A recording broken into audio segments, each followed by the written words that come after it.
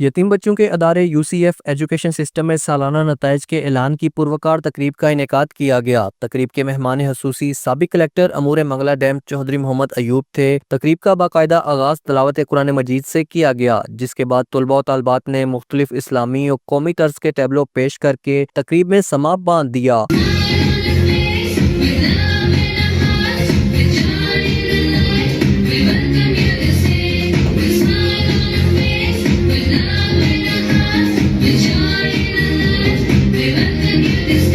امتحانات میں پوزیشن حاصل کرنے والے طلباء و طالبات کو ٹرافیاں اور سرٹیفکیٹ دیے گئے۔ تقریب کے مہمان خصوصی چودھری محمد ایوب نے گفتگو کرتے ہوئے کہا کہ ہمارے معاشرے میں بن باپ کے بچوں کا کوئی پرسان حال نہیں۔ UCF امہ کیئر فاؤنڈیشن کو مبارکباد پیش کرتا ہوں، جنہوں نے یتیم بچے اور بچیوں کی تعلیم کے لیے اتنا شاندار ادارہ تعمیر کیا۔ Shahryar Shakeel, JK news, Mirpur, Azad Kashmir.